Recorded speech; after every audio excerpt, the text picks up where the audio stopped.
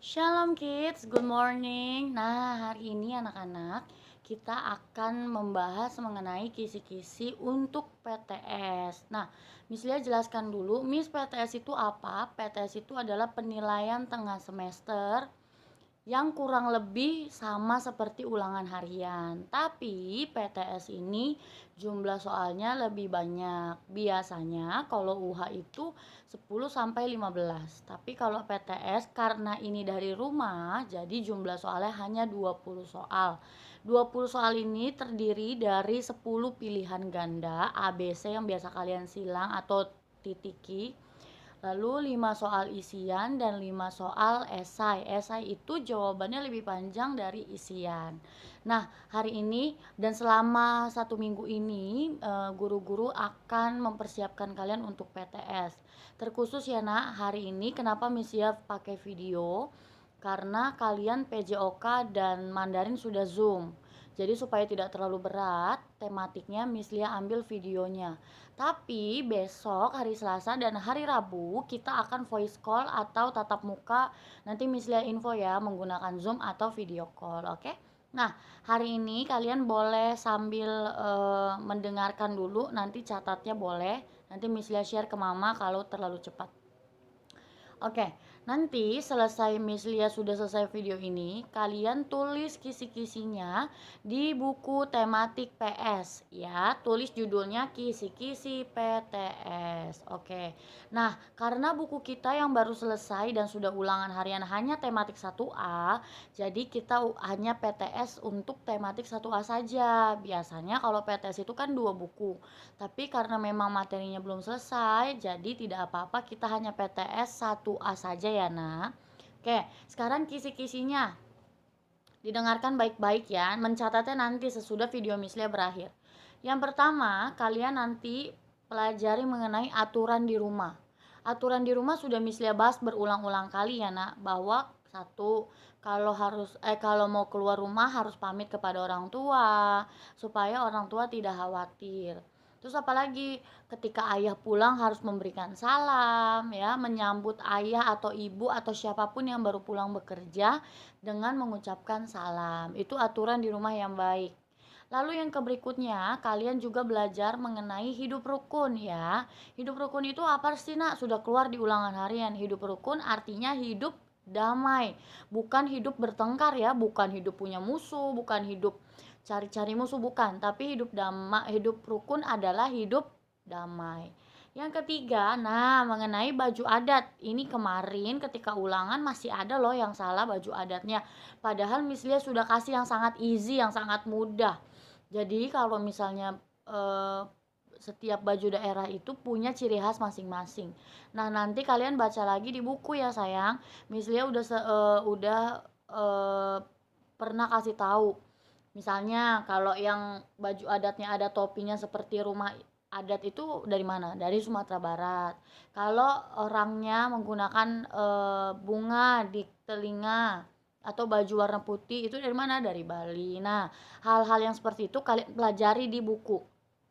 Jadi misalnya, oh ini dari Jawa Barat. Jawa Barat itu apa sih, identiknya dengan apa gitu ya. Jadi khususnya baju adat kalian perhatikan dengan baik. Oke. Lalu selanjutnya kalian juga jangan lupa pelajari mengenai anggota tubuh. Kalian udah tahu ya, anggota tubuh itu ada banyak. Ada mata, berguna untuk melihat, telinga, mendengar, hidung, mencium, mulut, berbicara, dan gigi mengunyah makanan. Terus apalagi, tangan memegang sesuatu atau benda, menulis, lalu kaki untuk menendang dan berjalan. Nah, lidah untuk mengecap rasa, kulit untuk merasakan dingin atau panas. Nah, banyak ya. Nah, itu anggota tubuh. Nah, anggota tubuh secara universal atau secara umum. Tapi kalau dikelompokkan lagi, nanti akan keluar juga mengenai panca indera. Misalnya, panca indera yang berguna untuk mengecap rasa adalah lidah. Panca indera yang berguna untuk merasakan dingin atau panas adalah kulit. Panca indera yang berguna untuk melihat adalah mata. Panca indera yang berguna untuk mendengar adalah telinga. Nah, itu ya. Jadi panca indera khususnya juga dipelajari, oke? Lalu kalian juga nanti harus menuliskan ciri-ciri benda. Miss, ciri-ciri benda yang kayak gimana? Itu loh yang seperti di UHA kemarin, Nak. Jadi misalnya ada buah apel. Nah, puji Tuhannya kalian semua jawabannya hebat sekali. Nah, jadi seperti itu ya sayang.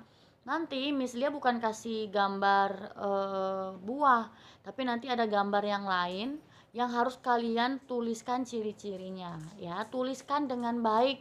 Ciri-ciri itu berarti apa ya yang terlihat, contoh misalnya kalau ciri-cirinya Miss Lia apa, rambutnya panjang, kulitnya coklat gitu ya. Nah itu adalah ciri-ciri, oke.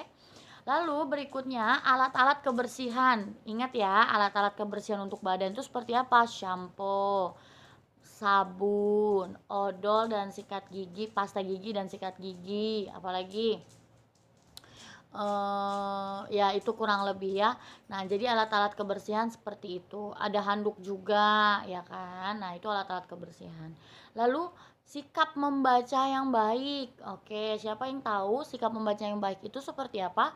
Satu, duduknya tegak, badannya tidak bungkuk. Yang kedua, jarak antara mata dengan buku adalah 2 jengkal atau 30 cm. Cm itu tulisannya cm, ya.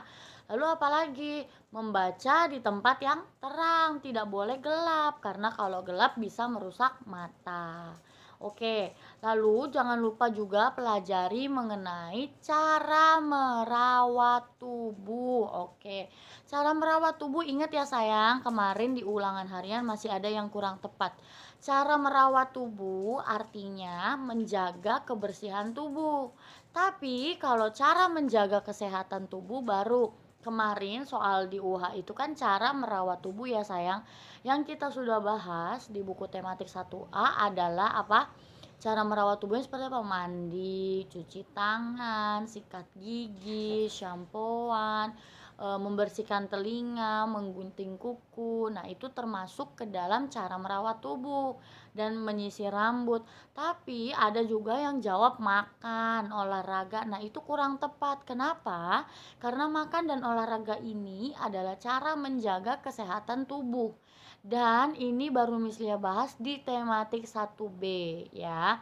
Jadi mohon dibedakan, kalau cara merawat tubuh artinya cara menjaga kebersihan tubuh kalian dengan mandi, cuci tangan, sikat gigi, keramasan, membersihkan telinga, menggunting kuku, menyisir rambut.